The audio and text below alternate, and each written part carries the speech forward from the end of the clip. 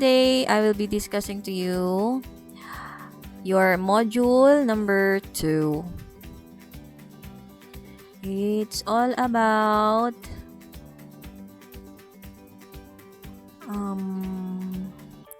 ayan.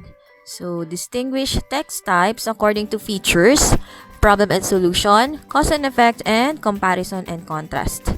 So, your grade level standard here is the learner listens critically to different text types, expresses ideas logically in oral and written forms, and demonstrates interest in reading to meet various needs, demonstrates confidence in the use of the language to meet everyday needs, and reads independently and gets relevant information from various text types.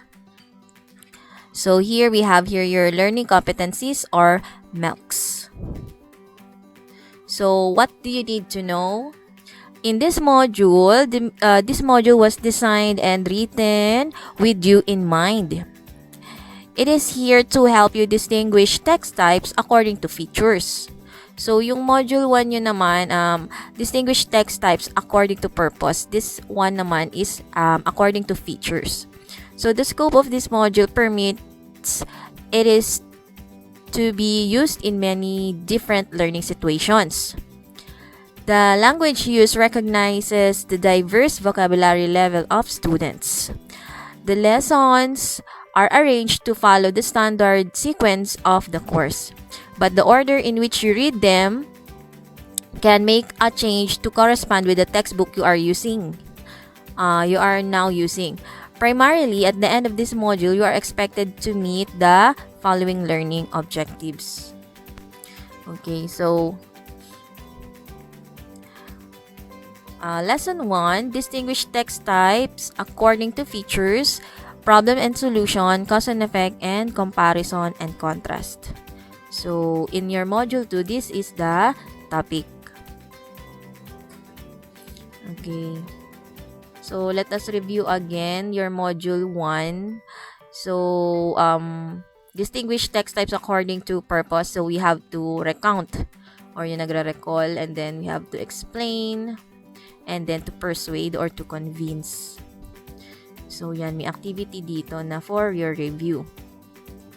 And then, ayan, may what's new activity. I will not discuss that kasi gusto kong i-discuss itong activity nyo. Ito yung gagawin. Yung what's more at saka yung assessment for this module number 2. So, to get the main topic or the main idea of this module number 2, you're going to read this. What is it? So, this part explains the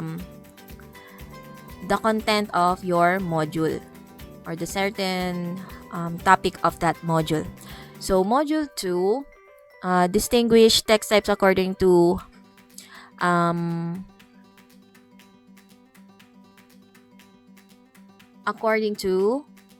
features. Okay. So, we have here text type. What is a text type? It is the classification and definition of the way a text is written, such as its structure, purpose, and language features. So, doon tayo sa purpose, tapos na, di ba? So, ano-ano ba yung according to purpose na yan? Yung meron ngayon to recall or to recount, to convince, or to persuade, and yung isa na to explain. Yan. And then we have here language features. So, ito naman yung so, in this lesson, we are going to discuss the 3 structures, namely, so ito yon yung language features, problem and solution, cause and effect, and comparison and contrast. So, we have here the problem and solution. Problem and solution, the type of text is a pattern of organization that discusses the problem and its solution. So, yung text type na yun, nagdi-discuss ng problem and the solution. Pero, this is the difference between the problem solution and the cause and effect. The cause and effect do not propose solutions. They do not propose solutions, rather, just explain why or how they happen. Okay? So, cause and effect do not propose. So, meaning, yung problem solution, they propose a solution. Pero itong cause and effect, they don't show solution. Rather, they explain why or how they happen. Next here, we have here comparison and contrast. It is the way of organizing and explaining the similarities and differences between two or more things. Here are some signal words that may indicate the comparison and contrast pattern. So, we have here the signal words, di ba? Para malaman nyo kung yung ba ay comparison and contrast yung text na yun. So, ito yung mga clues. So, we have like, unlike, both, neither, similar, and different. Ayan. So, yun yung mga signal words or mga clues na inyong dapat tignan. And next here, we have here the cause and effect. So, the cause and effect explains reason why something happened or the effects of something. This type of paragraph can be ordered either causes and effects or as effects and then causes. So, yung text type na binabasa nyo, pwedeng mauna si cause and then si effect and then followed by the effect, or pwedeng mauna si effect and then yung cause. Okay? So, signal words. Ito may mga signal words tayo dito. Like because, as a result, resulted, caused, affected, since, due to, and effect. So, yan yung mga signal words na dapat nyong tandaan. And then, it may indicate that the information in paragraph is organized as cause and effect. So, eto, pwede siyang indicators na yung paragraph na yun is naka-organize as cause and effect. Pero, hindi palagi siya ganun. Okay, so titignan nyo pa rin yung situation or yung content ng text na inyong babasahin. Okay. So, this is your task. Ayan, I also made an offline activity about this. So, kapag nakagawa na kayo ng offline activity, you don't need to rewrite your answers on your answer sheets. Hindi nyo na rin ipapasa yon sa school, yung answer sheet na yon. Okay, di na kayo magsusulat. So, pag nasagutan nyo yung offline activity after watching this video, so, tapos na, yun na po. So you don't need to write anymore. Okay? So, here, what is the instruction? So, let us read. Okay, read the following paragraphs. Determine the text types of each text. Write PS if the text is a problem and solution. CE if it is cause and effect. Or CC if it is comparison and contrast on the space provided before each number. And X if it is none. Okay, so kung di nyo ma-open yung link ng offline activity, pwede nyong sagutan ito. Doon sa answer sheet nyo, answer na lang. Pero dapat ilagay nyo doon ang module number 2 in English, tapos what's more. Ayan, and then 1, 2, 3, 4, 5, and then your answers. Okay, so ganun lang kadali. Ayan, kaya nga lang, ipapasa pa yun sa school. Anyway, so let's start number 1. So, we have here the first paragraph. Ayan, so pag sinabi nating paragraph consists of 2 or more sentences. Okay, so this one paragraph na yan. Okay, so climate change is happening and disasters are inevitable if humans continue the burning of fossil fuels. To resolve this, 195 nations around the world signed an agreement called the Paris Climate Agreement in 2015. So this agreement aims to address climate change and its negative impacts by reducing global greenhouse gas emissions. This action will limit the global temperature increase in the century to just 2 degrees Celsius. Okay. So this paragraph tells about climate change. 'Di ba? Kung matatandaan nyo yung kung ano ang purpose nitong paragraph nito is to explain about the climate change, and pwede rin siyang to recount. Okay, because of the years na past na kasi siya. Pero it's more on explaining about the climate change. Okay, so here we need to know what is the features. Is it problem solution, cause and effect, comparison and contrast, or just none of them? Okay, so here in number 1, we have here the clue. Ayan. to resolve. Diba? What are we going to resolve the problem?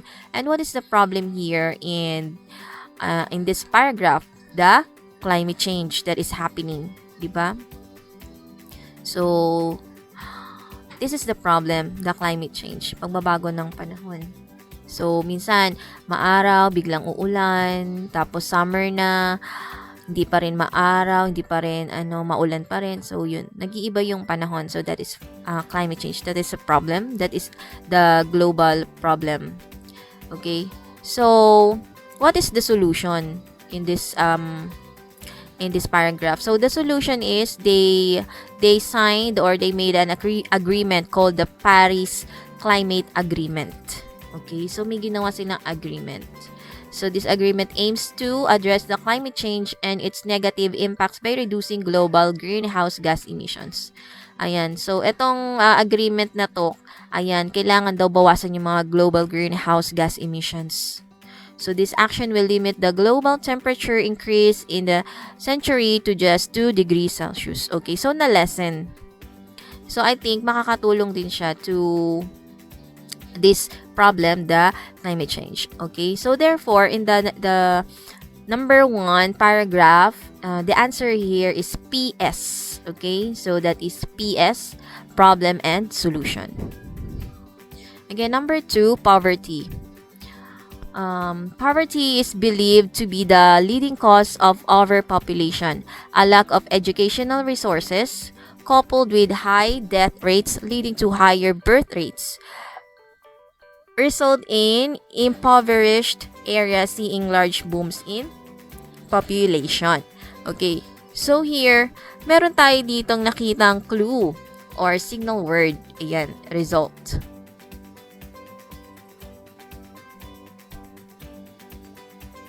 Okay, so we have here result. So therefore, this is an example of cause and effect. Okay? So, poverty is believed to be leading cause. Ito pa nga, leading of cause of overpopulation. Dahil do sa poverty, it cause overpopulation. Madaming tao na sa ating bansa. Okay? So, we have here the... Okay, so what is the effect of poverty? Overpopulation, di ba? And then... this overpopulation also causes to higher birth rates because of the lack of educational resources. Okay, so this is an example of cause and effect. So number 2, that is CE. Okay, and then number 3, okay, we can see here vitamins and minerals. Okay, and then kapag in-scan nyo ng mata nyo itong paragraph number 3, and then you look for the signal words. May makikita kayo dito. Okay. So, signal words natin for the number 3. Okay, let us read it. Vitamins and minerals are both important catalysts in different kinds of chemical reactions that are going into your body, and so they support your health. Diba? Nakakatulong naman talaga yung vitamins and minerals to our health. The difference between vitamins and minerals is that minerals are inorganic such as calcium, potassium, zinc, selenium, etc. So, yun yung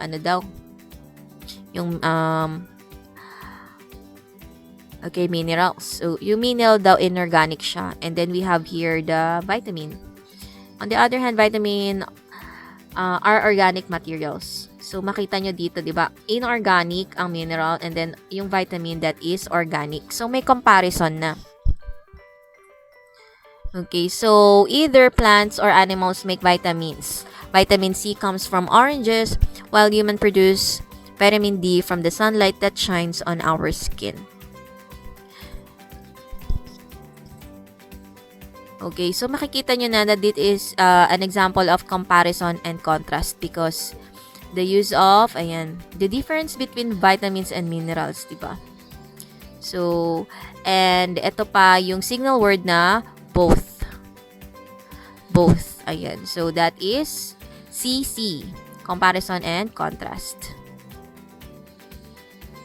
Okay, next we have here number 4. Regular exercise paired with sufficient calcium intake can help kids and teens build strong bones. Later in life, it can also prevent the loss of bone density that comes with age. So, this paragraph tells about the regular exercise, and if you have to do the regular exercises, or if you have regular exercises, okay, you can prevent the loss of your bone density that comes with age. So, pagtanda nyo daw, hindi kayo ganong mahihirapan, hindi ganong rurupok yung mga buto nyo pagtanda nyo if you have your regular exercise plus you have your sufficient calcium intake.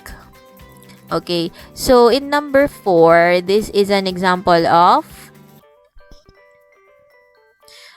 problem and solution. Okay, so what is the problem here? Okay, so the loss of bone density that comes with age.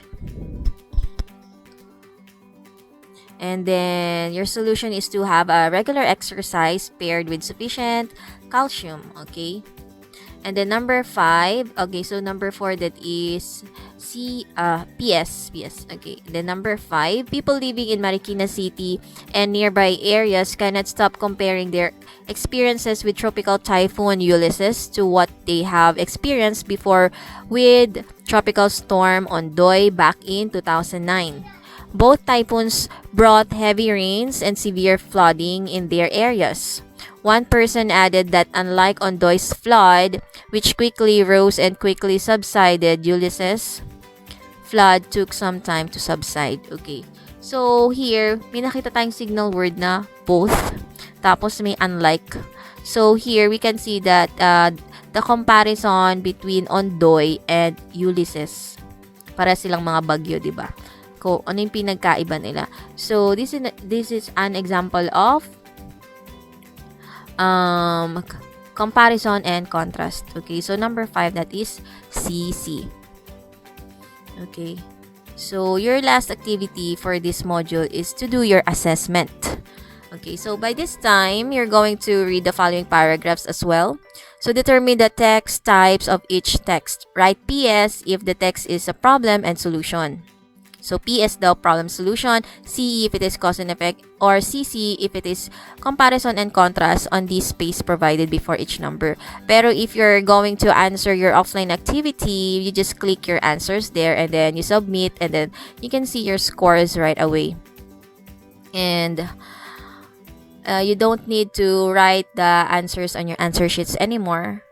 Okay, so yun, nabawasan yung gagawin nyo, diba? So you just understand first before you answer that offline activity. Anyway, here we have 5 paragraphs to answer. So in number 1, Anna and Teresa are book lovers. During the lockdown, both of them can read several books in a week. Anna likes to read novels about love and romance. Unlike Anna, Teresa likes to read books about travels and adventure. So, here in number 1, you can see that we have here signal words such as both, like, and unlike. So, therefore, that is comparison and contrast. So, number 1, that is CC. Number 2, Typhoon Ulysses brought heavy rains to central and southern Luzon. This resulted in severe flooding and destruction of properties across many towns, cities, and municipalities along its path. Okay, so here in number 2, the paragraph has its signal word, which is this one, resulted. So therefore, this is an example of cause and effect. So number 2, CE. So let's find out what is the cause. What is the cause of severe flooding and destruction? Okay, the Typhoon Ulysses. So the Typhoon Ulysses brought heavy rains and then resulted severe flooding.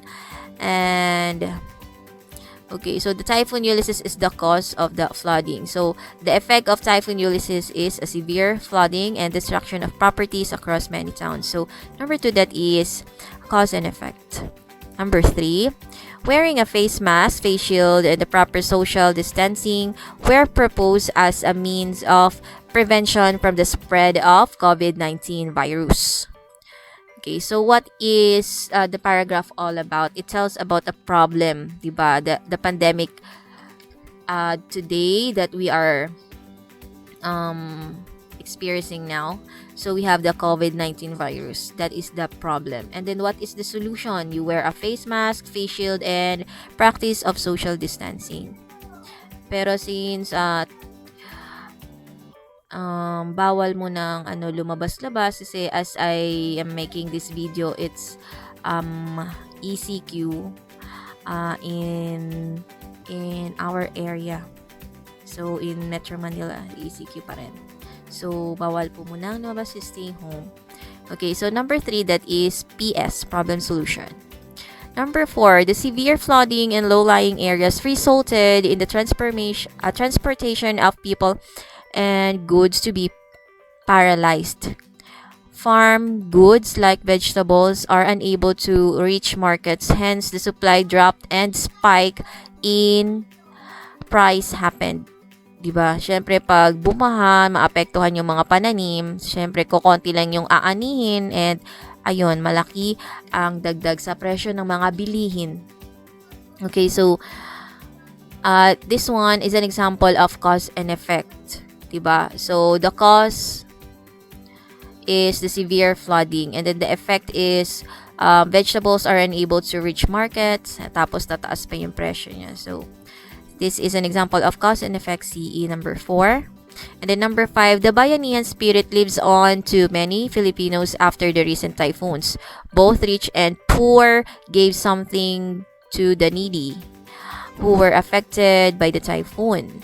Some people donated money, clothes, food, and other essentials that our survivors may use. On the other hand, those who cannot give material things offered their services and help in cleaning the affected residences. Okay, so we have here the signal word, the both. Pero meron din affected. Pero if you read the content of this paragraph, it's telling the difference of bayanihan spirit. So, ano ba yung kaibigay ng rich and the poor? So, you can see here the differences.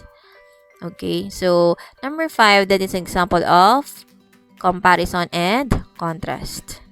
So this is the end of explanation of how to answer your module number 2. Hope you like this video. Bye.